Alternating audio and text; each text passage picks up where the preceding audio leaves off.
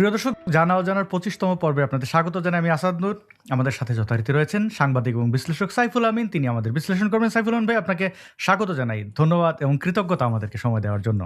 আপনাকে অনেক ধন্যবাদ আপনার প্রোগ্রামে আমাকে সংযুক্ত করার জন্য। সাইফুল আমিন ভাই, আজকে বেশ কিছু বিষয় আপনার কাছ থেকে জানার রয়েছে। আগে একটু দর্শকদের ওয়েলকাম করে। প্রিয় দর্শক, আপনারা যেখান থেকে দেখছেন আপনাদের স্বাগত জানাই এবং লিখে জানাতে পারেন কোথা থেকে আপনি দেখছেন। আপনার মতামত অবশ্যই একত্রিত করে সাইফুল আমিন ভাইয়ের কাছে রাখার চেষ্টা করব, জানার চেষ্টা করব। শুরুতে সাইফুল আমিন ভাই, আমরা একটি বিষয় দেখতে চাই। আমাদের আজকে টাইটেল এবং ডেসক্রিপশন তাই রয়েছে যে আমেরিকার কাছে কত টাকায় বা ডলারে ইউনূস বিক্রি করে গেল বাংলাদেশ। এই কথাটি শুনে অনেকেই ভাববেন বাংলাদেশ কোথায় বিক্রি হলো, আমি তো জানলাম না। হ্যাঁ, আপনি জানলেন না, কারণ জানিয়ে তো বিক্রি করা হয়নি। এখন বিক্রি টাকায় ডলারে কিভাবে কতটুকু হয়েছে, কতটুকু বিক্রি হয়েছে, পুরোটা না আধাটা না কিঞ্চিত, সেটাই জানার প্রশ্ন। এই প্রথম আমাদের সংসদ ভবনের সামনে আমেরিকার পতাকা উড়লো এবং সেটি জানান দিল সংসদ, আমি না, বাংলাদেশ পার্লামেন্ট। দেখতে পাচ্ছেন ভেরিফাইড ফেসবুক পেজ। এই পেজের আমরা কয়েকটি ছবি দেখলে বুঝতে পারবো আমেরিকার ২৫০তম জন্মদিন, আমেরিকার জন্মদিন নাকি মৃত্যুদিন নাকি এটা দখলের দিন, আমি সেই বিষয়ে না যাই। তবে মহান সংসদের সামনে উড়লো আমেরিকার পতাকা। শুধু মহান সংসদ নয়, আমেরিকান কনসুলেটের সামনেও কিন্তু মানে নিয়ম বহির্ভূতভাবে এই কাজটি করা হয়েছে। দেখুন, এখানে ইউএস ফ্ল্যাগ। এটা এটা কি ইঙ্গিত দেয়, আমরা একে একে কয়েকটা যদি ছবি দেখি। এখানে আবার রয়েছে সেই ১৯৭১-এ দেশ বিক্রি করতে পাকিস্তানের কাছে করতে গিয়ে ব্যর্থ হওয়া জামাত ইসলাম, এবং এবার আমেরিকার কাছে ঠিকই বিক্রি হবে। দালাল মানে দেশদ্রোহীরা তো এটা থাকবেই। তো এখানে দেখতে পাচ্ছেন আমেরিকার রাষ্ট্রদূত, বাংলাদেশের দালালেরা। যদিও বাংলাদেশের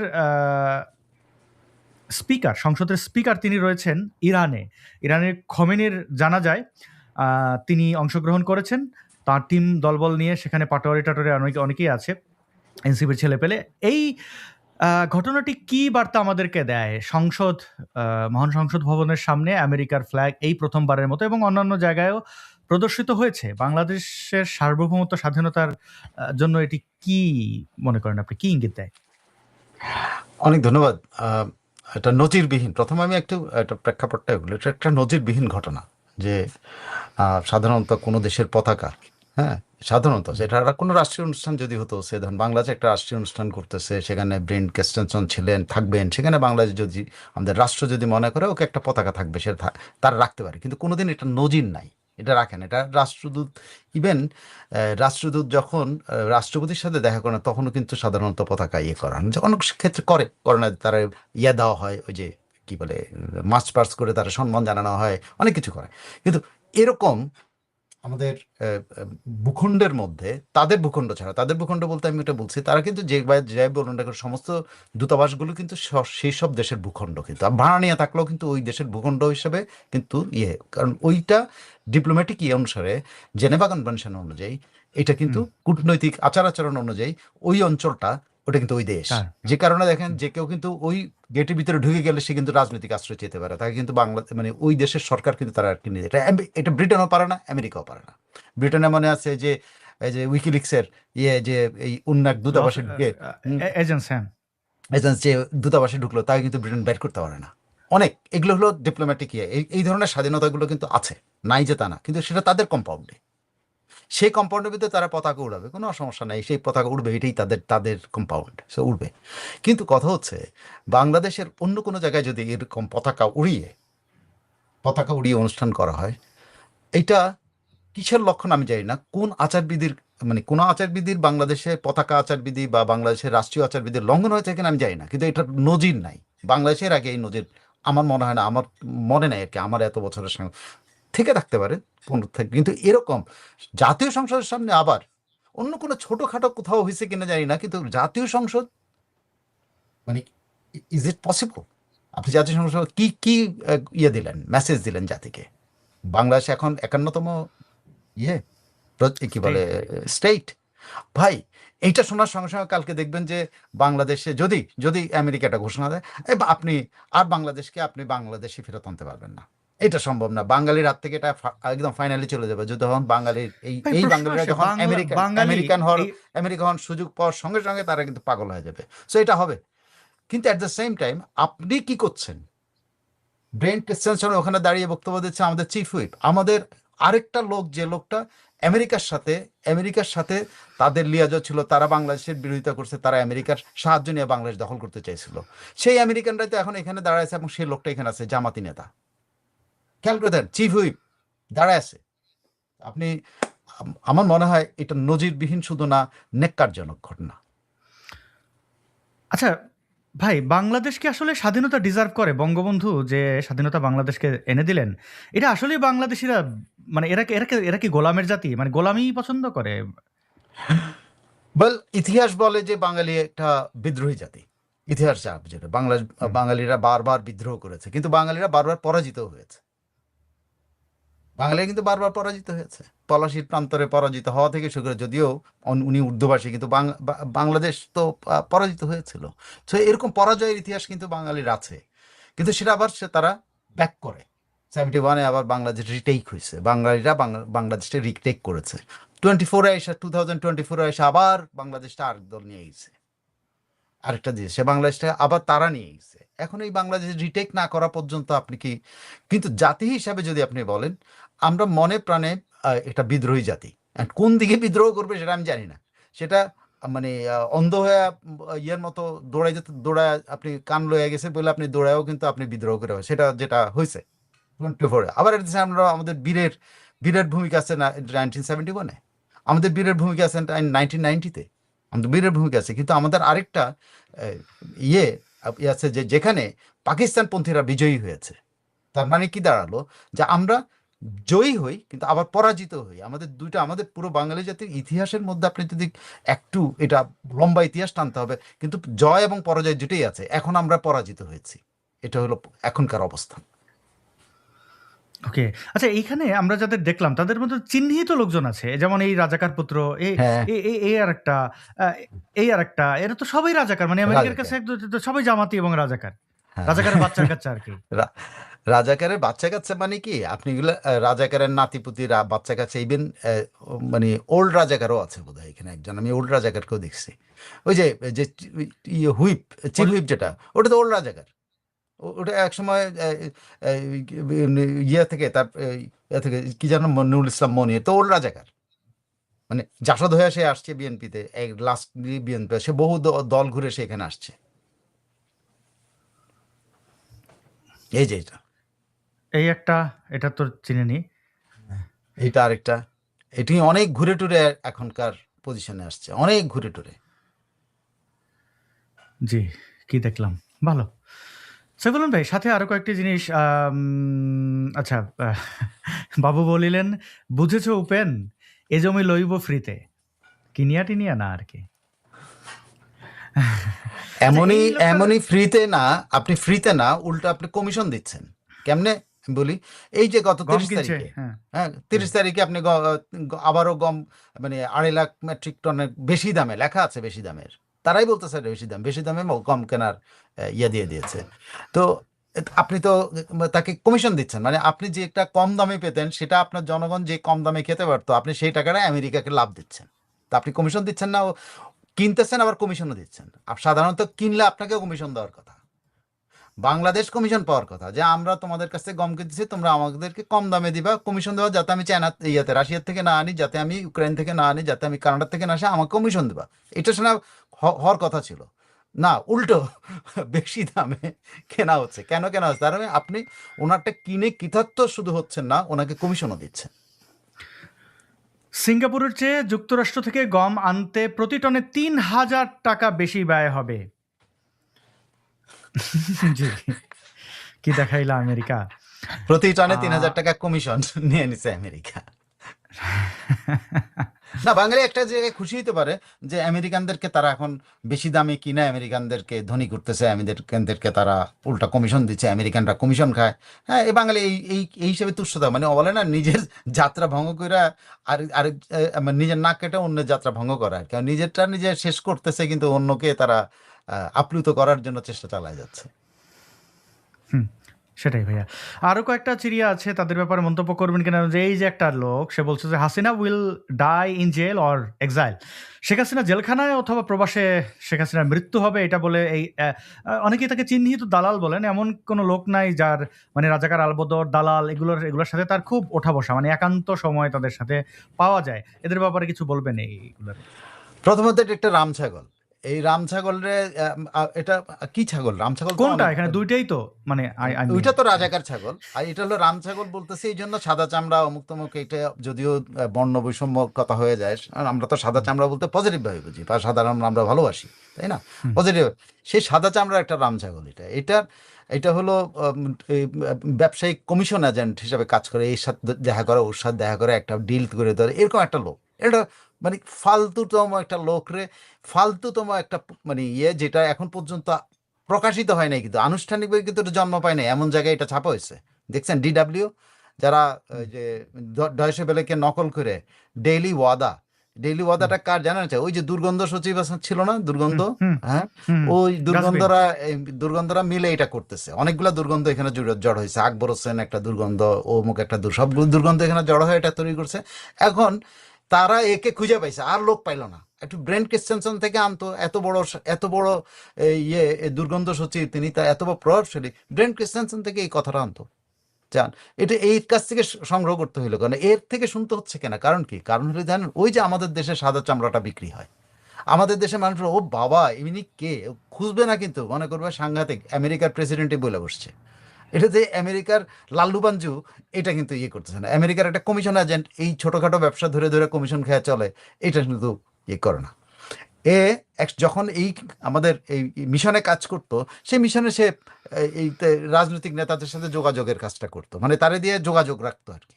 এখন আপনি কারে দিয়ে যোগাযোগ রাখেন? আপনি আপনি কাকে দিয়ে যাবেন? অবশ্যই আপনার থেকে অনেক যারা ইয়াতে আছেন, যাদেরকে দিয়ে আপনি করাইতে পারবেন, তাদের দেখবেন। তো সেই রকম একটা লোক, এই লোকটাকে যদি আপনি অ্যাম্বাসেডার মর্যাদা দিয়ে এরকম ওয়াদা নামে মানে কি ওয়াদার আর কি বাংলা হইতো, এটা অর্থ কি, এবং ওয়াদার কি জানি না, এটা কি জিনিস এটা এখন আমরা জানি প্রমিস, না।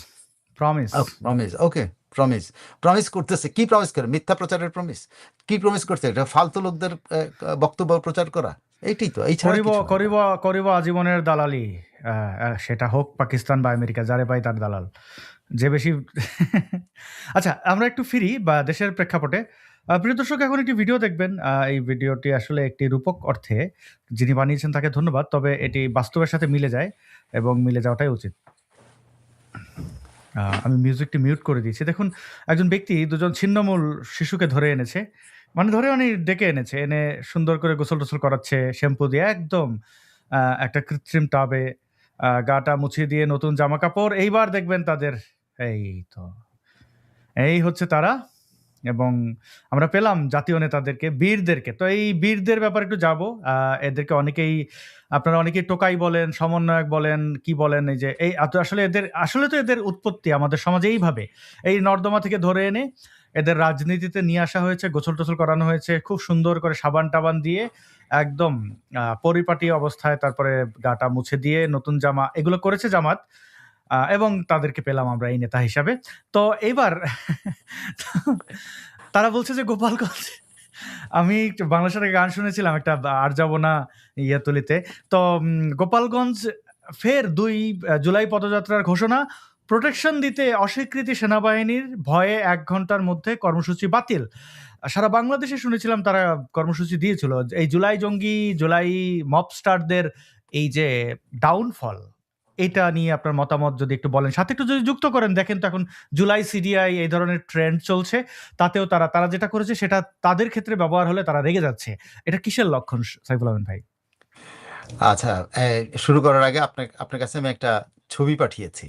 আপনি পারলে ফাঁক দিয়ে ছবিটা, যে এই জুলাই সিডিআই দেখেন, একটা ছবি পাঠিয়েছি।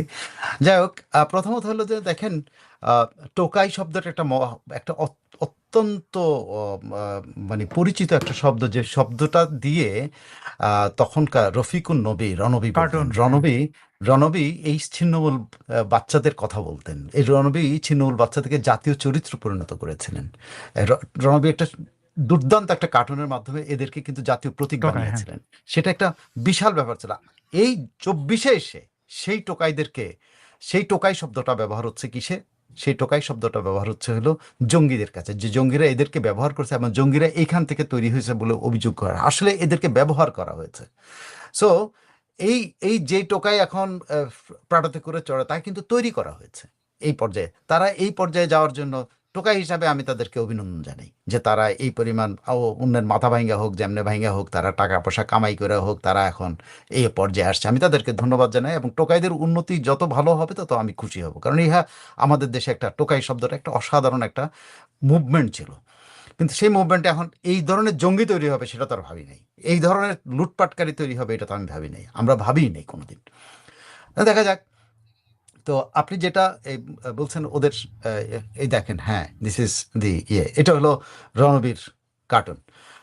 তো এই এই টোকাইরা এখন যে পার্টি করেছে সেই পার্টিতে তাদের যে ইয়েটা, তারা গোপালগঞ্জে যাবে যাবে না বলছে এখন, সেটা চাইতে বড় কথা হলো তারা 6টা ডিস্ট্রিক্টের মধ্যে ঘোষণা দিয়েছে। এবং আমি শুনেছি যে তারা অলরেডি পুলিশ এবং স্বরাষ্ট্র মন্ত্রণালয়ের কাছ থেকে তাদেরকে সতর্ক করা হয়েছে বহু জায়গায় না যাওয়ার জন্য, বহু জায়গায়। এবং তাদেরকে বলছে মানে তারা মাইর খেলে তাদেরকে দায় নেব না। প্রোটেকশন দায় নেবে না, বলছে যে তোমরা যদি এখানে যে কোনো কিছু করো আমরা কিন্তু পুলিশ হিসেবে দায়িত্ব নিতে পারবো না।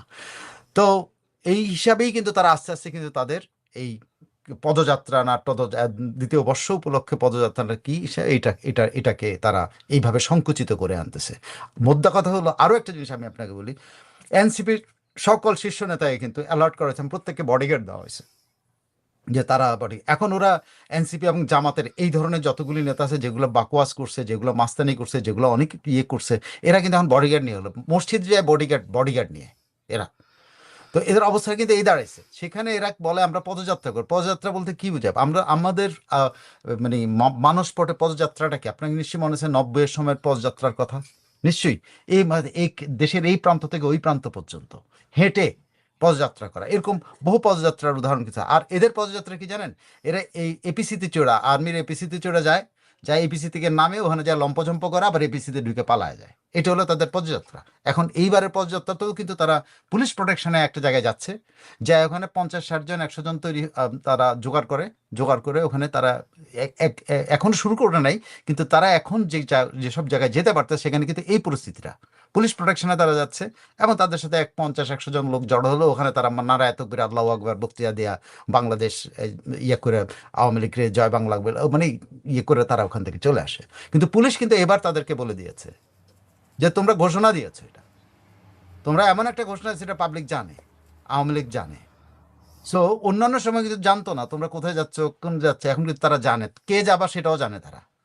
সো তোমরা কেয়ারফুল থাকো, আমরা কতটুকু প্রোটেকশন দেয়, সব জায়গায় তোমাদের প্রোটেকশন দেওয়ার জন্য পুলিশ আমাদের কাছে নাই। স্বরাষ্ট্র মন্ত্রণালয় থেকে তাদের জানায় দেওয়া হয়েছে যে তোমরা তোমাদের নিরাপত্তা তোমরা নিশ্চিত করো। এইবার বাসা থেকে বের হয় নাই, জানেন? 1 জুলাইতে বাসায় থেকেই বের হয় নাই বহু নেতা।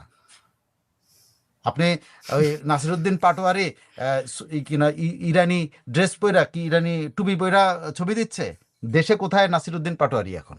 পাহারা ছাড়া। যেখানে সর্বশেষ গেছে সেখানেও মার খেয়েছে, নারায়ণগঞ্জে। যে এদের অবস্থা এরকম আইসোলেটেড, দে আর নো বডি নাও। এখন আওয়ামী লীগ এই কর্মসূচিটা পাওয়ার পরে আওয়ামী লীগ কি কর্মসূচি নেয় পাল্টা, সেটা দেখার বিষয়। আপনি খোঁজ নিয়ে দেখেন, আওয়ামী লীগের ভেতরে খোঁজ নিয়ে দেখেন, আওয়ামী লীগের লোকজনের সাথে খোঁজ নেয়, তারা কিন্তু পরিকল্পনা আটতেছে যে কারে কোথা, মানে এরা ইয়ে করবে তা না, কিন্তু তারাও পরিকল্পনা আটতেছে ওখানে তাদেরকে কি করবে। জি, অনেক আর ধন্যবাদ সেভুলন ভাই। আমরা দেখতে পাচ্ছি কিন্তু জুলাই স্তম্ভ, শহীদ আবু সঈদ সাঈদের এই যে এটা কি বলবো, চত্বর, শহীদ আবু সাঈদ চত্বর, সেই চত্বরে কাকা মূত্র বিসর্জন, ইস্তেঞ্জা করছেন। এটা এখন তো আর বাংলায় অনেক শব্দ বলা যাবে না, পবিত্রভাবেই বললাম। তো এই হয়েছে জুলাই জঙ্গিদের অবস্থা এবং তাদের কথা মানুষ মনে রাখছে। ঠিক আছে, আমরা একটু সোহেল তাজের এই বক্তব্যটা দেখি। সাবেক স্বরাষ্ট্র প্রতিমন্ত্রী তিনি সোহেল তাজ বলছেন যে শেখ হাসিনার অহংকার দেশ ও দলকে ধ্বংস করেছে। শেখ হাসিনা অহংকারী ছিলেন, শেখ হাসিনার এই অধ্যত্ব, অহংকার, বদমেজাজ, এগুলোই দেশ এবং দলকে ধ্বংস করেছে। আপনি এটা মনে করেন? কি মনে করেন, তার এই বক্তব্য কি বলবেন? এই রামছাগল আরেকটা, যাকে আমি অনেক পছন্দ করতাম, এটাও আরেকটা রামছাগল। এদের একে অনেকে বডি সোয়েল বলে, অনেকে বলে, এবং সে খুব স্বাস্থ্যবান, তিনি কারাটে জানেন, অনেক কিছু জানেন, কিন্তু তার এইসব জানার কারণে এই দেহের দিকে বেশি তাকাতে গিয়ে ওনার মগজ বোধ হয় শুকায় গেছে, যে কারণে ওনার মুখ দিয়ে এগুলো হচ্ছে। এরকম কথা কিন্তু আরো একজন বলছে, ইনি একা না কিন্তু। আরো একজন কিন্তু, সেটাও কিন্তু ওই যে শেখ পরিবারের সাথে সম্পর্ক, নাজির রহমান মজুদ, থিপ অফ বাগদাদ যাকে বলা হতো, যাকে বলা হতো যে এরশাদের খাজানচি। হ্যাঁ, থিপ অফ বাগদাদ বলা হতো। যখন মেয়র ছিল তখন লুটপাট করে সে কিন্তু এই টাকা, যে টাকা পয়সা দিয়ে কিন্তু এই তার ছেলে যেটা পার্থ, হ্যাঁ পার্থ কিন্তু হুম, মাস্তানি, তার এই ড্রেস, তার এই সব কিছু, এই কিন্তু ওই পরিবারের এরশাদের সময় তার বাপের ইয়ে কম চোর, মেয়র হিসেবে চিনি চুরি, চোর। হ্যাঁ, চিনি চোর, মেয়র হিসেবে চুরি করছে। চিনি চুরি তো আরেকটা আছে, সেটা আরো আগের ব্যাপার। তো তাকে থিবা বাগদাদ উপাধি, এবং এক পর্যায়ে সে তাকে বলা হতো এরশাদের খাজাঞ্চি। তারপর এরশাদের থেকে সে বেরিয়ে গেলেন, নাজির রহমান মঞ্জু পার্টি করে ফেললো। কেন করলো জানেন? ওই টাকা যেন আর এরশাদকে ফেরত দিতে না হয়, সেই টাকায় এই লোক মাস্তানি করে। এও কিন্তু এই পার্থ সেদিন পার্লামেন্টে কি বলেছিল, কি বলেছিল যে পদ্মা সেতু শেখ হাসিনার অ্যারোগেন্স, বলে নাই? মনে আছে? আপনার নিশ্চয়ই মনে আছে। তো শেখ হাসিনার অ্যারোগেন্স যেহেতু পদ্মা সেতু হয়, সে আবার এটাও বলছে তাজমহল নাকি একটা অ্যারোগেন্স। তো যে তাজমহল যদি অ্যারোগেন্স হয়, সে তাজমহল কিন্তু ভালোবাসে মানুষ। খেয়াল করে দেখেন, যা আউট অফ অ্যারোগেন্স তৈরি করছে সম্রাট আকবর। কি অ্যারোগেন্স? তার স্ত্রীর প্রতি তার ভালোবাসার অ্যারোগেন্স থেকে সে এই তাজমহল বানাইছে।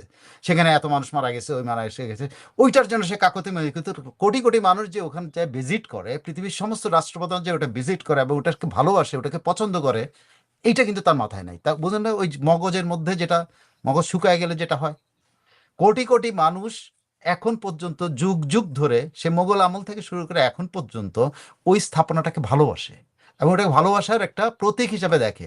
সারা দুনিয়ার এমন কোনো রাষ্ট্রপ্রধান না যে ইন্ডিয়া ভিজিট করলে তারা ওখানে যায় না। যারা রিটায়ার করে যায়, রাষ্ট্রপ্রধান, সরকার প্রধান, তারাও কিন্তু ওই দেশ ভিজিট করে এবং ওই তাজমহলে একবার যায়। তো সেইটাকে যারা সারা পৃথিবী যেটাকে ভালোবাসে, সেটাকে সে অ্যারোগেন্স হিসেবে কিন্তু দেখেছে তার মগজের মধ্যে পড়ে। এখন সে ওইটার সাথে মিলিয়ে সে বলতেছে পদ্মা সেতু শেখ হাসিনার অ্যারোগেন্স। ফাইন, পদ্মা সেতু শেখ হাসিনার অ্যারোগেন্স, কিন্তু এটা বাঙালির প্রাইড। খেয়াল করে দেখেন পার্থক্য, দেখছেন ওর চিন্তা শক্তি। শেখ হাসিনা তো এই অ্যারোগেন্স দেখানোতে আমি মনে করি আমার বাঙালির একটা প্রাইড করার একটা জায়গা হয়েছে, যেটা ভারতবাসী প্রাইড করে তাদের, they are proud of their Taj Mahal. আমাদের একটা প্রাউড হওয়ার মতো একটা সেতু আছে। আমি তো শেখ হাসিনার এই অ্যারোগেন্সকে আমি শুধু পছন্দ করবো না, আমি মনে করি এই অ্যারোগেন্সটাই দরকার আমাদের দেশে। আমার দরকার নাই তারেক রহমানের নন অ্যারোগেন্স, দরকার নাই যে উনি কি না যে বৃক্ষ লাগাবেন, লাগান। আপনি কত বৃক্ষ লাগানোর জন্য আপনার ঘোষণা দেওয়ার দরকার নেই, 2,500 টাকার কার্ড দেওয়ার জন্য আপনার ঘোষণা দেওয়ার দরকার নেই। আর আরেক পাগল, আমি আরেক কতগুলি কথার সাথে কথা আছে, আরেক পাগল শহীদুদ্দিন অ্যানি বলছে কি জানেন? 2,500 টাকার ফ্যামিলি কার্ড দেওয়ার কারণে কেন এখন আমাদের নারীরা এই সঞ্চয় করা শুরু করে দিচ্ছে। চিন্তা করতে পারছেন? 2,500 টাকায় একটা মুরগি পাওয়া যায় কিনা, বা একটা মাছ পাওয়া, ইলিশ মাছ পাওয়া যায় কিনা সন্দেহ আছে। এই লোকটা বলতেছে কত, মানে আমাদের দেশে পাগলের কতগুলি আড্ডায় তৈরি হয়েছে, যে এই পাগল বলতেছে এখান থেকে নাকি মেয়েরা আমাদের দেশের মহিলারা এ, টাকা সঞ্চয় করতেছে, একসময় তারা ধনী হয়ে যাবে। এই টাকা সংগ্রহ 50 টাকা করে বাঁচায় তারা নাকি ধনী হয়েছে, বা 2,500 টাকা করে বাঁচায় ধনী হয়ে যাবে। কন তো দেখি। তো এই পাগলের আড্ডার মধ্যে আমরা পড়েছি। এই পাগল, কতগুলি পাগল চারিদিকে এই ঘেউ ঘেউ করতেছে। এটা আরেকটা পাগল, যে পাগলের কথা বলতে আমি এরকে পাগল বলি, এরকে আমি পছন্দ করতাম এক সময়, খুবই পছন্দ করতাম তার আচার আচরণ কিছু, কিন্তু এখন তার কথাবার্তা মনে হচ্ছে যে তার বডির দিকে তাকাতে গিয়ে সে তার মগজ হারায় ফেলছে। জি। আর আরেকটা কাপড় চোপড়ের দিকে তাকাতে গিয়ে তার মগজ হারাচ্ছে। সে পুরা তাজমহলরে সে কোশ্চেন করে, সে পদ্মা সেতু এটা অ্যারোগেন্স হিসাবে সে দেখে, যে অ্যারোগেন্স বাঙালি ভালোবাসে। বাংলাদেশের মানুষ খুব রসিক, তাকে বডি সোয়েল নাম দিতেছে। আসলে বডি সোয়েল না বললে তার কেউ চেনে না। অথচ পরিচিত হওয়ার কথা তো উচিত ছিল। তাজ, যে টাইটেলটা তাজ, তার বাবা মানে তাজউদ্দিন আহমেদ, সোহেল তাজ। বাবার নামে না, বাবার কেউ ছাড়িয়ে যেতে পারতেন। শেখ হাসিনা যেভাবে শেখ হাসিনা, শেখ মুজিবুর রহমান, মানে একই। দেখেন সমসাময়িক রাজনীতি করা লোকজন কোথায় চলে গেল, কোথায় আগরতলা, কোথায় চকিরতলা। সোহেল তাজকে নিয়ে আসলে আমার খুব দুঃখ হয়, আফসোস হয়। আম তার আমার তার খুব হয়তো কিছু, আফসোস কিছু। হয়, বিশ্বাস করেন, আমার খুব আফসোস হয়, একটা সম্ভাবনাময় একটা লিডার হারাই গেল। সম্ভাবনা মানে আমি তাকে একদম ইয়াং এজে যখন সে বাংলাদেশে এসে আমেরিকা থেকে এসে বাংলাদেশের রাজনীতির সাথে সংযুক্ত হয়, বিভিন্ন মুভমেন্ট, তখন আওয়ামী লীগ বিরোধী দলে ছিল, তার মুভমেন্টে বিভিন্ন অ্যাকশন বা অ্যাক্টিভ রোল দেখে আমি কিন্তু খুবই হুম। উৎসাহিত ছিলাম যে নেতাকর্মীদের তার, হাত দিয়ে হ্যাঁ, বাঁচিয়ে রাখা, হ্যাঁ। বাঁচানো এই সেই একেবারে অন্যান্য নেতাদের মতো, মতিয়া চৌধুরীর মতো, ইয়াদের মতো, সাহারা খাতুন তাকে একদম সন্তানের মতো ভালোবাসতো, কিন্তু হুম, হুম, হুম। জাস্ট সন্তান সন্তান হিসেবে ভালোবাসতো সাহারা খাতুন। সেই সাইফুল ভাই, যে আওয়ামী লীগের উপরে তো আমরা যারা তখনকার জেনজি, মানে বোঝাচ্ছি যে একদম খুবই তরুণ ছাত্র রাজনীতি করছি বা করি না বা ওই রকমই আর কি, গায়ে রক্ত টকবক টকবক করে, আমাদের উপরে দিয়ে তো শাহবাগ আন্দোলন। আহ, তখন কিন্তু ওই সময়টাতে, মানে এর আগে 2009-এর যখন আওয়ামী লীগ ক্ষমতায় আসলো, রাজনৈতিকভাবে অনেকটা নিরপেক্ষ হওয়ার চেষ্টা থেকেও আওয়ামী লীগের প্রতি একটা তো ভালোবাসা ছিল এই দিকে তাকিয়ে যে মুক্তিযুদ্ধের একটা বড় অংশ আওয়ামী লীগে, মানে আওয়ামী লীগের সাথে আওয়ামী লীগের উপরেই মুক্তিযুদ্ধই আওয়ামী লীগ। তো মুক্তিযুদ্ধ এবং মুক্তিযোদ্ধাদের সন্তান, সেই জায়গায় একটা ভরসার জায়গা ছিল। যখন সোহেল তাজ তিনি স্বরাষ্ট্র প্রতিমন্ত্রী হলেন, আমার খুব ভালো লেগেছিল যে ওয়াও, একটা ইয়াং ম্যান, একটা ভালো কিছু হবে।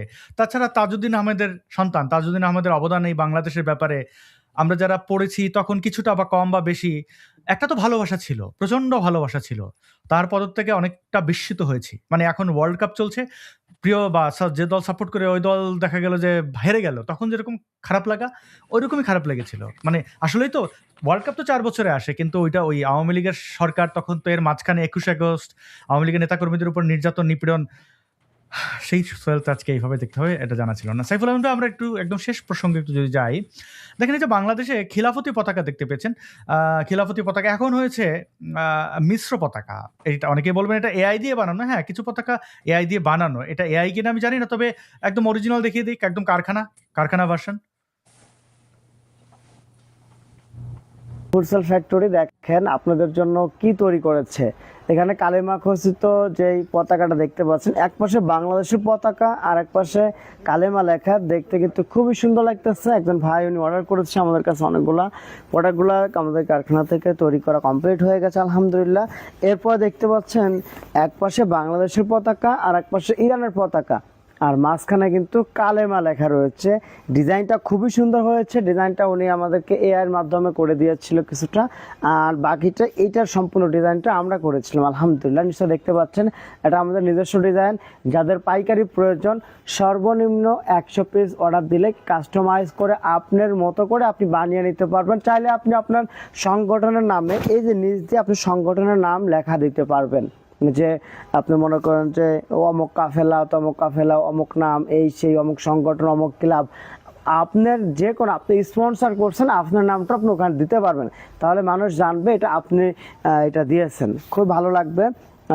আর হচ্ছে যে যারা ব্যবসা করতে চান তারাও কিন্তু আপনারা নিশ্চিন্তে নিতে পারেন। আমরা সরাসরি ফ্যাক্টরি থেকে বানিয়ে দেওয়ার কারণে খুবই রিজনেবল প্রাইসে আপনারা কিন্তু প্রোডাক্টগুলো পেয়ে যাচ্ছেন। আমাদের এটা সাইজ পাচ্ছেন 2 ফিট বাই 3 ফিট এবং 3 ফিট বাই 5 ফিট, সাইজগুলা স্ট্যান্ডার্ড সাইজ। এছাড়াও আপনারা চাইলে কাস্টমাইজ করে সাইজ বানিয়ে নিতে পারবেন ইনশাল্লাহ। সব ভালো থাকবেন, সুস্থ থাকবেন। আলবারাকা। প্রিয় সাইফুল ভাই, এই পতাকাবাজদের ব্যাপারে কি বলবেন? আমরা দেখেছি চিন্ময় কৃষ্ণ দাস নামের একজন হিন্দু ধর্মাবলম্বী ধর্মীয় গুরু তিনি বা নেতা, তো তাকে সো কল পতাকা অবমাননা, যেখানে তিনি ওই পতাকার ধারে কাছেও ছিলেন না। পতাকা দুটো ছিল, 2 কাঠিতে, একটা ওমখচিত পতাকা আর একটা ছিল বাংলাদেশের পতাকা। তো তারপরে তিনি জেলে থাকা অবস্থায়, পুলিশ কাস্টাডিতে থাকা অবস্থায় তিনি একটি হত্যা মামলার আসামি হলেন, আলিফ হত্যা মামলা। সো কল্ড আইনজীবী হিন্দুদের মারতে গিয়ে মেথরপট্টিতে গিয়ে হতাহতে নিহত হলেন। তো এই বিষয়ে একটু আমাদের দীর্ঘভাবে বলবেন। প্রথম কথা হচ্ছে খিলাফতি চিন্ময় কৃষ্ণ দাসকে দিয়ে শুরু করে যদি একটু খিলাফতি পতাকার আসলে মজেজা কি, উদ্দেশ্য কি? ওয়েল, আমি চিন্ময় দাসের যে লেটেস্ট পরিস্থিতিটা, সেটা এখন পর্যন্ত তো তার জামিনের কোনো সম্ভাবনা নাই। ভুয়া মামলা দিয়ে তাকে যে আইনজীবীর কথা বলে আইনজীবী বা যে মেথড পট্টিতে গিয়ে মারা গেছে, তার সেখানে চিন্ময়ের কোনো উপস্থিতি আছে, চিন্ময় তখন already arrest, I think so, তখন অলরেডি অ্যারেস্ট। তো সেটা ইনসাইটমেন্ট তিনি কি করে করলেন। তারপরে পতাকার ব্যাপারটা তাকে জড়ানো হয়েছে, তো সেইটা যদি চিন্ময়কে জড়ানো যায়, চিন্ময়কে জড়িয়ে যদি তো সেটাতে অ্যারেস্ট করা যায়, তাহলে বাংলাদেশে এখন কি হচ্ছে? সারা বাংলাদেশে কালেমার পতাকা ছেয়ে গেছে। এবং আপনার আমি কয়েকটা ঘটনা বলে তারপর আপনার এটার মানে অতীত এবং এখনকার পরিস্থিতিটা বলবো। সরকার কিন্তু এটা টের পেয়েছেন যে এটা একটা রিস্কি গেমের মধ্যে যাচ্ছে, যে কারণে এই নারায়ণগঞ্জ থেকে কিন্তু বাংলাদেশের পতাকা এবং কালেমা খচিত পতাকা বিক্রির দায়ে দুইজনকে কিন্তু অ্যারেস্ট করেছে। হ্যাঁ, এরা অনলাইনে বিক্রি করছে, ইনি তো একেবারে দোকান খুলে বসছেন, কিন্তু আর দুইজনকে অ্যারেস্ট করেছে কিন্তু নারায়ণগঞ্জে, যে পতাকা অবমাননার দায়। তো আমাদের আইন হ্যাঁ, আপনি যদি আমেরিকাতে আসেন, আপনি যদি ব্রিটেনে আসেন, আপনি যদি অন্যান্য জায়গায় যান, ব্রিটেনের রানীর পতাকা দিয়ে আপনি কিছু করতে পারবেন না, কিন্তু ব্রিটেনের পতাকা দিয়ে আপনি কিন্তু আন্ডারগার্মেন্টস তৈরি করতে পারেন, এটাতে কোনো বাধা নাই। হ্যাঁ, আমেরিকাতেও আপনি আমেরিকার পতাকা দিয়ে কিন্তু আন্ডারগার্মেন্টস তৈরি করতে পারেন, আমেরিকার সকল প্রেসিডেন্টের ছবি দিয়ে আপনি আন্ডারগার্মেন্টস তৈরি করতে পারেন। এই আমেরিকাতে এইসব নিয়ে কোনো চিন্তা নেই, সেটা আমেরিকান একটা কালচারের মধ্যে এটা আছে, ব্রিটিশ কালচারে এটা আছে। কিন্তু বাংলাদেশে কি আছে? বাংলাদেশের যে আইনের মধ্যে আপনি জাতীয় পতাকা অবমাননা করতে পারবেন না, কোনোভাবে না। সেটা কি? এই জাতীয় পতাকা কোনোভাবে অবমাননা হয়েছে এটা যদি প্রতীয়মান হয়, তাহলে আপনি একটা কি বলে ক্রিমিনাল কাজ করলেন, এবং সেটার জন্য আপনাকে কিন্তু অ্যারেস্ট করতে পারবে, আপনার বিচার করতে পারবে, সেটা বাংলাদেশের আইন। সেই বাংলাদেশের আইনেই কিন্তু দুজনকে অ্যারেস্ট করা হয়েছে যে এই পতাকার মধ্যে এটা করার কারণে এটা অবমাননা হয়েছে। এটা কিন্তু এভিডেন্স এই সরকারের আমলে হয়েছে 5-7 দিন আগে। এবং বাংলাদেশ সরকারের আরেক এক ধর্মমন্ত্রী তিনি কিন্তু সরাসরি বলেছেন যে এই ধরনের পতাকাগুলি বহির্বিশ্বে আমাদের সম্পর্কে ভুল সংকেত যাচ্ছে। বহির্বিশ্বে আমাদের যেই নন রেসিডেন্ট বাংলাদেশিরা কাজ করতেছে তাদের উপরে ভুল যাবে, তাদেরকেও কিন্তু এই ধরনের লোক ভাববে। সো কিন্তু আমাদের বহির্বিশ্বে যে বাঙালিরা কাজ করার ক্ষেত্র সীমিত হয়ে যেতে পারে, এটা কিন্তু আমাদের ধর্মমন্ত্রী বলছেন, এই ধর্মমন্ত্রী, এই সরকারের ধর্মমন্ত্রী। তো সেই সরকারের আমলে কেন তাইলে এই কালেমা খচিত পতাকাগুলোর এত প্রচার হচ্ছে, এত বেশি কেন ভিজিবল হচ্ছে, কেন হচ্ছে? এবার আসেন পলিটিক্যালি আছে। আইনিভাবে কিন্তু ধর্মমন্ত্রী শুধু আইনিভাবে বলা, ধর্মমন্ত্রী কিন্তু আমাদের রেমিটেন্সের কথা চিন্তা করে কিন্তু এই কথাগুলি বলেছেন। বাইরে বাঙালিরা বিপদে পড়তে পারে, মানে ভিন্ন সিগন্যাল যাচ্ছে, আবার রেমিটেন্স কমে যেতে পারে। এদিকে পুলিশ কিন্তু দুজনকে ধরেছে, কিন্তু এই দুজনকে কেন ধরেছে? তারা এটা নিয়ে ব্যবসা করতেছে, অনলাইনে ব্যবসা করছে। কিন্তু যারা যারা এই ধরনের আইএসের পতাকা নিয়ে যারা মিছিল করছে, যারা এটা বিভিন্ন জায়গায় টাঙাচ্ছে, রাজধানীতে বিভিন্ন জায়গায় টাঙাচ্ছে, তাদের বিরুদ্ধে কি ব্যবস্থা নিচ্ছে? না। তার মানে কি মূল শক্তিটার বিরুদ্ধে কিন্তু ব্যবস্থা নিচ্ছে না, যারা এটা নিয়ে ব্যবসা করতে, ওই লোকটা এটা কিন্তু ব্যবসা করতে যাচ্ছে, তাকে আটকানো হয়েছে। এবার তাকে এই ব্যবসা করতেছে যে মানে দোকানে বসে, হ্যাঁ দোকানে বসে যে ব্যবসা করতে, সরি আমি একটু আমার ছেলে বাইরে যাচ্ছে তো হ্যালো বলতে আসছিল। তো জি। দোকানে বসে যে ব্যবসা করতেছে সে কি ও কিন্তু একটা ব্যবসার ইয়ে থেকে করছে, ও কিন্তু এখানে কিন্তু ধর্মীয় মাঝে জিনিসটা আপনি বুঝতে পারবেন না, কিন্তু একটা ব্যবসার জিনিসে বানাইছে সে। তো হুম। আমি তার কিন্তু অপরাধ দেখি না, কিন্তু অপরাধটা যে জায়গায় হচ্ছে সেখানে কিন্তু কেউ হস্তক্ষেপ করছে না। কেমনে?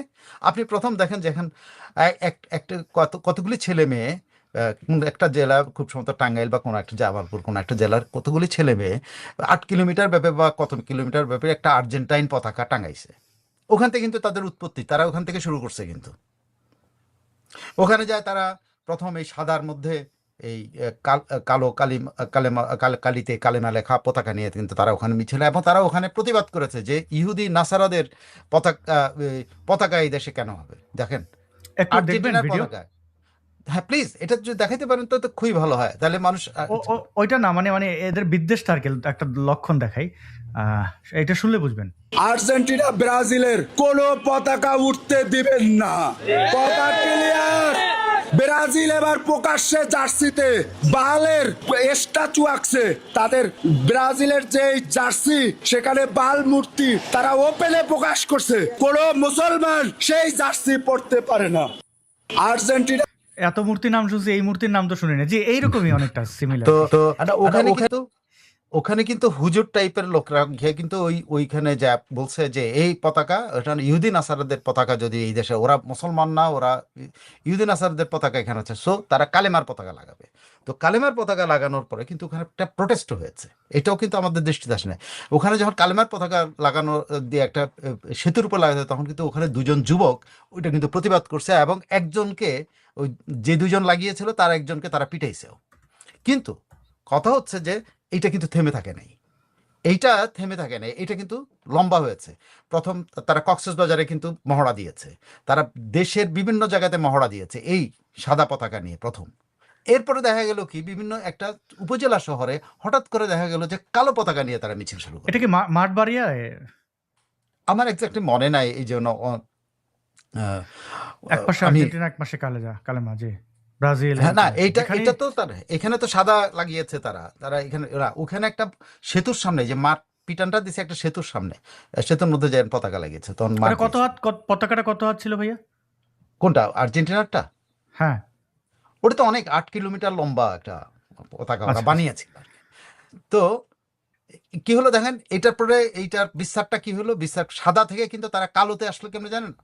সাদা হুম। পতাকা নিয়ে তারা একটা উপজেলা শহরের মধ্যে মোটরসাইকেল মিছিল করতেছে, সেখানে 2-3টা পতাকা দেখা গেল হলো ওই যে কালো আইএস এর পতাকা, সাদা থেকে কালোতে আইএস এর পতাকায় চলে গেল। তারপরে কি হলো, তারপরে এটা আস্তে আস্তে কিন্তু বীজ বপন যেটা হয়েছে, এই বীজটা কিন্তু বাচ্চা দেওয়া মানে গাছ হয়ে গাছ হিসেবে তৈরি হলো। সারা বাংলাদেশে কিন্তু এখন সাদা এবং কালো পতাকা দিয়ে কিন্তু মিছিল হচ্ছে। আমি বলতেছি ট্রেন্ডটা, একটা ট্রেন্ড ধর্মান্ধ ট্রেন্ড, আরেকটা ট্রেন্ড ব্যবসার ট্রেন্ড। ব্যবসাটারই কিন্তু সরকার ধরতেছে, কিন্তু ধর্মান্ধ ট্রেন্ডটা ধরতেছে না। আমি এই জায়গায় ডিস্টিংগুইশ করতে চাই, আপনি যেটা ভিডিওটা দেখালেন এবং যে দুজনকে ধরাছে ওরা কিন্তু ব্যবসার ট্রেন্ড করতে গেছে, ওরা কিন্তু এটা ব্যবসা ফাঁদতে গেছে যে এটা দিয়ে একটা ব্যবসা হবে। তারা হয়তো আমেরিকান সিস্টেম দেখছে, ওইটা দেখছে, তারা উৎসাহিত হয়ে এটা কামটা করছে। কিন্তু যারা আসলেই অন্তর থেকে এই পতাকা নিয়ে দৌড়াচ্ছে তাদেরকে কি ধরতেছে সরকার? না, এই ট্রেন্ডটাই ভালো না। কেন না এবার আপনারা বলি কেন ভালো না? যে 2001 থেকে 2005 পর্যন্ত যে সরকার ছিল, সেই 2001 সাল থেকে 2002-এর মধ্যে কিন্তু সরকারকে কিন্তু অপারেশন ক্লিন হার্ট করতে হয়েছিল। কেন ক্লিন হার্ট করতে হয়েছিল? কারণ সন্ত্রাসের জনপদে পরিণত হয়েছিল। কিন্তু তখনও কিন্তু ধর্মান্ধ গোষ্ঠীর আবির্ভাবটা বোঝা যায় নাই, তখনও ধর্মান্ধ গোষ্ঠীটা আবির্ভাব। এরপরে তো র্যাবও হলো। এরপরে এসে কি হলো, হঠাৎ করে রাজশাহী একটা অঞ্চলে, বাগমারা একটা অঞ্চলে জেএমবির কথিত এবং তারাও এইরকম মুসলিম জাতীয়তাবাদী কিনা বলে পতাকা টতাকা নিয়ে ঘোরা শুরু করলো। এবং এই জেএমবির প্রধান যে ছিল বাংলা ভাই, তার নাম পুরো নামটা জানি না, সে ডিসির সাথে পর্যন্ত মিটিং করেছে, মিছিল করে এসে ডিসির সাথে মিটিং করেছে, সেটা প্রশ্রয় দেওয়া হয়েছিল। সেই প্রশ্রয় দেওয়ার পরিণতিটা কি হয়েছিল? সেই প্রশ্রয় দেওয়ার পরিণতিটা বাংলা ভাই কিন্তু দেখিয়ে দিয়েছে, মানুষ মেরে ঝুলিয়ে রেখে, আম গাছের মধ্যে ঝুলিয়ে রেখে বাগমারাতে। ঠিক আছে, এইরকম অনেক ঘটনা তারা ঘটিয়েছে, তাও তাদেরকে নিয়ন্ত্রণ করা হয়নি। জেএমবির বাংলা ভাই তারপরে ওদের যে প্রধান, যে পার্টিটার প্রধান, তাদেরকে তারা কোনো টাচ করে নাই। ওই যে সূর্য দিগল বাড়ি থেকে যাকে অ্যারেস্ট করলো, যে অ্যারেস্ট যে ইয়া দিয়ে র্যাব এবং ইয়ে মিলে যে অ্যারেস্ট করলো সিলেটের, ওই কি যেন ওনার নাম, ওর নাম কি যেন, কি শেখ আব্দুল কি যেন একজন নাম, যে বাংলা প্রধান ভাই, ছিলেন, বাংলা ভাইয়েরও উপরের একজন, তিনি জমিয়তুল মুজাহিদিনের প্রধান ছিলেন আর কি। তো যাই হোক, আমি ওই নামটা ভুলে গেছি, কি একটা শায়েক, কি যেন শায়েখ নাম, আব্দুর শায়েক। রহমান, শায়েখ আব্দুর হ্যাঁ, রহমান। হ্যাঁ, তো আব্দুর রহমান। তো এদের উত্থান হইতে থাকলো। কিন্তু ওই সময় দেখেন মিডিয়া কিন্তু এগুলো প্রকাশ করতেছিল, কিন্তু বিএনপি সরকার এটা টোটালটা ইগনোর করে যাচ্ছিল, টোটালটা ইগনোর করে যাচ্ছিল। তারা কিন্তু বুঝে উঠতে পারুক বা না পারুক, তাদের একটা অংশের সাথে ওদের সাথে খাতির ছিল কিনা নাই সেটা এই মুহূর্তে কিন্তু অনেকে বলেন যে তাদের সাথে এদের সম্পর্ক ছিল, তাদের সাথে তখনকার একজন মন্ত্রীর সাথে সম্পর্ক ছিল, স্বরাষ্ট্র প্রতিমন্ত্রীর সাথে সম্পর্ক ছিল, যে কারণে তারা এরকম প্রশ্ন পাচ্ছে না। বিনিময়ে তারা কি ঘটাইলো? তারা সারা বাংলাদেশে 500 জায়গায় একসাথে বোমা হামলা চালাইলো। তারা সিনেমা হলে, ময়মনসিংহে সিনেমা হলে হামলা চালালো, অনেক মানুষ মারলো। তারা 10 ট্রাক অস্ত্র আমদানি করলো। তারা 2 থেকে 3 ট্রাক গুলি ধরা পড়লো। যারা গ্রেনেড হামলা করলো, শেখ হাসিনাকে মারার জন্য গ্রেনেড হামলা করলো, তারা হুম। ওই কেন এটা ইগনোর করেছে অথবা এটা প্রশ্রয় দিয়েছে। এখন কিন্তু আমি কেন ডিস্টিংগুইশটা করলাম, যে একটা হলো ব্যবসায়িক উদ্যোগ, আরেকটা হলো কিন্তু মৌলবাদী উদ্যোগ, যারা ফ্যানাটিক উদ্যোগ, যারা এই যে বক্তৃতাগুলো দিচ্ছে, যারা ব্রাজিলকে গালি দিচ্ছে, আর্জেন্টিনার গালি দিচ্ছে, ওইটা বলে দিচ্ছে, এই গ্রুপটা কিন্তু ফ্যানাটিক গ্রুপ। এই ফ্যানাটিক গ্রুপটাই কিন্তু তারা কি প্রশ্রয় দিচ্ছে নাকি আসলে তারা ইগনোর করতেছে, এটা আমি শিওর না। 2002 থেকে 2005 পর্যন্ত তারা কিন্তু এটাকে প্রশ্রয় দিয়েছে বলেই প্রমাণিত হয়েছে। এই যে এমবির লোকেরা হাওয়া ভবনে তারেক রহমানের সাথে মিটিং করছে, এইটাও কিন্তু সাক্ষ্য আছে। গ্র্যান্ড হামলার সাথে জড়িত হয়ে হুজির সাথে তাদের সম্পর্ক। তো এই জিনিসগুলো কিন্তু তারেক রহমানের কিন্তু অতীত কিন্তু ভালো বলে না। অতীত কিন্তু বলে যে তার সাথে এই সব লোকদের কানেকশন, যে কারণে তিনি লুৎফুজ্জামান বাবরকে দিয়ে এদেরকে প্রশ্রয় দিয়েছিলেন। এবং সরকারের মধ্যে জামাতকে দিয়ে তারা প্রশ্রয় দেয়। জামাতের প্রধান তখন মুজিবুর রহমান নিজামী, শিল্প মন্ত্রণালয়ে কিছু একটা দায়িত্ব ছিল, সে তখন প্রকাশ্য ইয়ে দিয়েছিল, মিডিয়াকে অভিযুক্ত করেছিল যে এটা মিডিয়ার সৃষ্টি, মিডিয়া এইসব কথা, এগুলো কিছু না, এইসব মানুষ ঝুলায় মারতেছে, এগুলো এগুলো সব মিডিয়ার সৃষ্টি বলে ইয়ে করলো। তো এই জিনিসগুলো যদি আপনি দেখেন, এই ট্রেন্ডটা ভালো না। বিএনপি যেমন 2002 থেকে 2006-5 পর্যন্ত ট্রেন্ডগুলো ভালো ছিল না, এখনও ট্রেন্ডটা আমার কাছে ভালো মনে হচ্ছে। যদি সরকারের প্রশ্রয় হয়ে থাকে, যথেষ্ট সন্দেহ আছে। সরকার ব্যবসায়ী ধরতেছে, অনলাইনে ব্যবসা করতেছে, তারে খুঁজে বের করে ধরতে পারলো। এগুলো প্রকাশ্যে মিছিল করতেছে, তাদের কিন্তু ধরে না। যারা প্রকাশ্যে এই পতাকাগুলি লাগাচ্ছে, ঢাকা শহরে আপনি উত্তরা থেকে বেশ কয়েক জায়গায় কিন্তু এই পতাকাগুলো আছে, কিন্তু তারা কিন্তু ধরছে না। তার মানে এখানে কোনো প্রশ্রয়ের ব্যাপার থাকতে পারে, বা ইগনোর করতেছে। আমি কোনটা আমি জানি না, সময় বলে দেবে। জি, অনেক ধন্যবাদ সাইফুল আলম ভাই। একটা শেষ খবর দেখাই, আসলে খুব দুঃখজনক। ক্যানাডার টরন্টো বাংলাপাড়া ইভেন্ট করেছে বাংলাদেশিরা। ইভেন্টের পর নিজ দায়িত্বে ময়লা পরিষ্কার করা উচিত। পার্কে ময়লা দেখে ক্যানাডিয়ান অনেকেই ভিডিও করে ইন্ডিয়ানদের গালি দিচ্ছে, তারা ধারণা করেছে ইন্ডিয়ানরা এটা করেছে। হ্যাঁ, আমাদের দেখতে এক। আর ক্যানাডার যে টরন্টোর বাংলাপাড়া, তো সেই জায়গার কথা আর কি বলি, খুবই জঘন্য রাস্তাঘাটে, খুবই মানে এটা আর লজ্জায়। এনিওয়ে, আরেকটা ঘটনা দেখি। ডাউন টরন্টোর পাবলিক ট্রান্সপোর্ট বা টিটিসির তে অন্তত ৫ জন নারীকে যৌন হয়রানির অভিযোগে আশরাফুল আলম নামের ৩০ বছর বয়সী এক ব্যক্তিকে পুলিশ গ্রেপ্তার করেছে।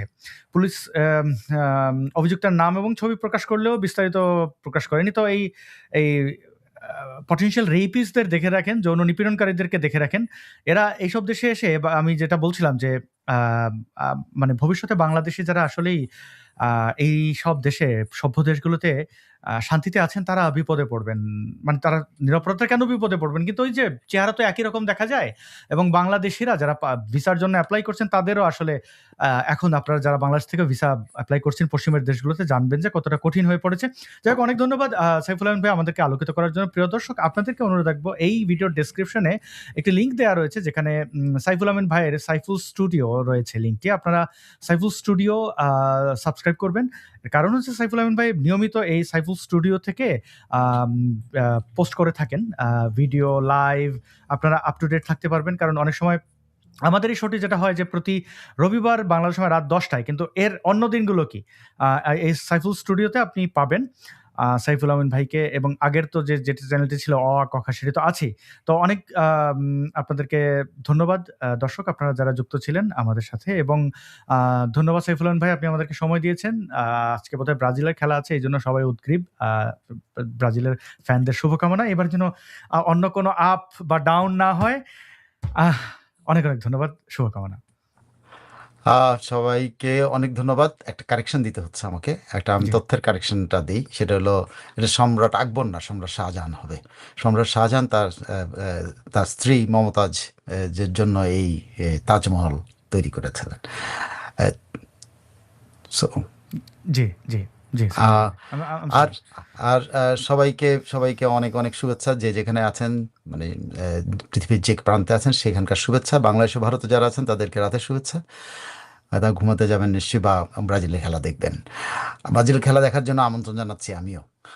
আর আরেকটা কথা, যেটা আমি সবসময় যেখানে যাই সেখানে বলি, আমাকে এই স্কোপটা দেওয়ার জন্য আসাদ নূরকে ধন্যবাদ জানাই। সেটা হলো, জঙ্গিরা, ইউনূসের নেতৃত্বাধীন জঙ্গিদের আপনারা যেখানে পান, বাঙালিরা যে যেখানে আছেন, পৃথিবীর যে প্রান্তে, আপনি একেবারে যদি সাইবেরিয়াতেও থাকেন, সেখানেও যদি এদেরকে দেখতে পান, একটু প্রোটেস্ট করবেন, একটু হ্যাকলিং করবেন, জিজ্ঞাসা করবেন, তাদেরকে চার্জ করবেন যে তারা কেন বাংলাদেশটাকে ধ্বংস করলো। তাদেরকে নর্মালি পার হয়ে যেতে দেবেন না। আর ইউনূস জঙ্গিকে যেখানে পাবেন সেখানে তো অবশ্যই প্রতিবাদ এবং ইউনূসের সকল প্রোডাক্ট বর্জন করার আহ্বান জানাই। অনেক ধন্যবাদ।